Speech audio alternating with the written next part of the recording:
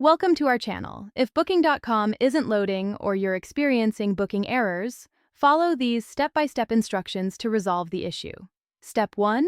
Check your internet connection by opening other websites to ensure your network is stable and working properly.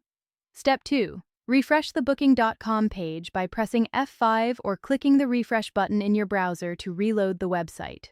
Step 3.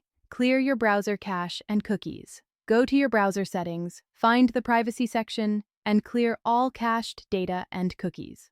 Step 4. Disable browser extensions, especially ad blockers and privacy tools, which can interfere with booking functionality. Step 5. Update your web browser to the latest version. Booking.com works best with current versions of Chrome, Firefox, Safari, or Edge. Step 6. Try accessing Booking.com in an incognito or private browsing window to bypass cached data and extension conflicts. Step 7. Switch to a different browser or device to see if the problem is specific to your current setup. Step 8. Check your payment method and ensure your credit card information is valid and up to date in your Booking.com account. Step 9. Verify that the property you're trying to book is still available by searching for it again, as availability changes in real time.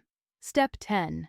Contact Booking.com customer service through their 24/7 support if the error persists, providing booking details and error messages.